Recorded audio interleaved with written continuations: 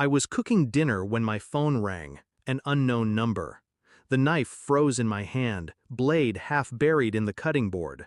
My daughter's eyes snapped up from the table, wide and trembling. "Don't answer it, Dad," she whispered. Her voice carried a weight no child's should. "Please, trust me." The phone vibrated again, a long, insistent hum against the counter.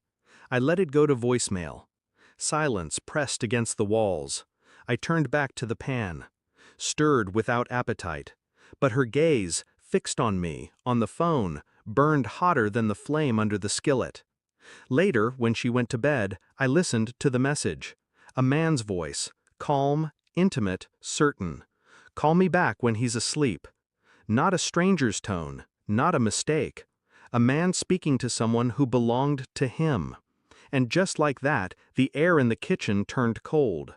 The next morning, I watched my wife pour coffee, her movements casual, deliberate. Her phone buzzed. She slid it face down on the counter before I could glimpse the screen. A small thing, but small things cut deepest. I replayed the voicemail in my head. That voice, low and certain. It wasn't business, it wasn't casual, it was possession. I said nothing. I smiled when she kissed my cheek. I carried the lie of routine, but my daughter's warning haunted me more than the call. She knew something, she'd seen something. Children notice shadows adults pretend not to. The truth pressed against me, sharp, but I kept still. To move too quickly would give her cover. To accuse without proof would make me the fool. At work, I traced the number, an out-of-town area code, not random, not new. At night, I lay beside her, breathing in rhythm, steady, detached.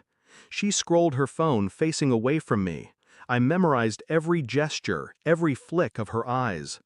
The betrayal wasn't fully revealed yet, but it was there, bleeding at the edges of my life. I carried it in silence, the way you carry a blade in your coat, hidden, but always ready.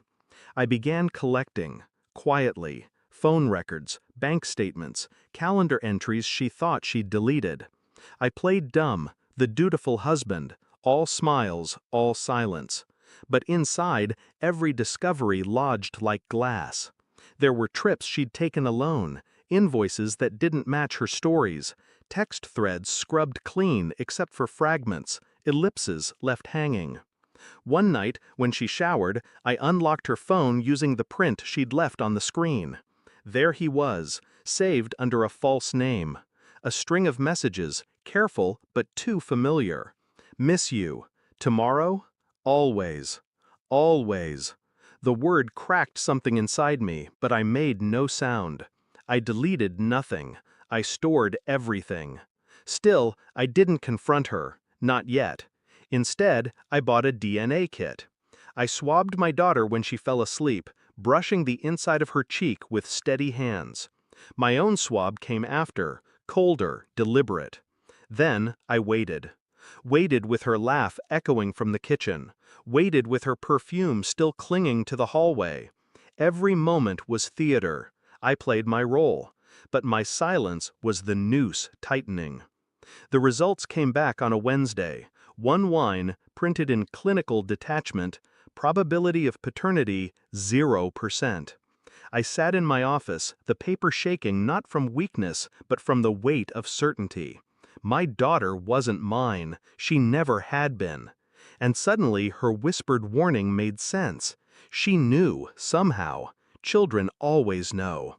That night, I handed my wife the envelope. She opened it, expecting bills, routine. Instead, her face drained. She looked at me. "Where did you—" I said nothing. Her lips trembled, searching for words that might unmake the truth. But truth doesn't unmake itself. Tears welled. Her voice broke. "It was a mistake. It was—" I remained still, cold, watching her unravel while I sat untouched.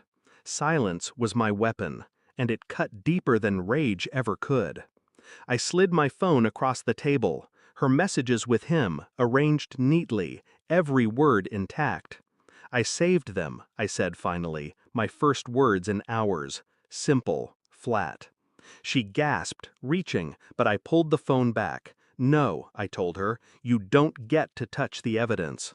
She broke then, not with screams but with collapse, shoulders caved, breathing shallow, the facade shattered in silence. I stood, collected my coat, and left her in the kitchen where I'd first heard the message that unraveled us. I didn't take the child. I didn't argue. I let her sit with the wreckage she'd made. Because sometimes revenge isn't destruction. I walked through the night, air sharp in my lungs. The world looked cleaner somehow, brutal in its honesty. I thought of my daughter, hers, not mine. But she had whispered to me, warned me. She had chosen me in her small way. That was enough. As for the woman in that kitchen, her punishment wasn't my anger. It was the truth. The truth I'd left in her hands, heavy, undeniable. No shouting, no scenes, just the silence that follows a blade sliding home. I had nothing left for her.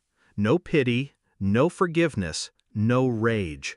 Only clarity. When the door finally shut behind me, I knew I'd never open it again. And for the first time, the silence felt like freedom.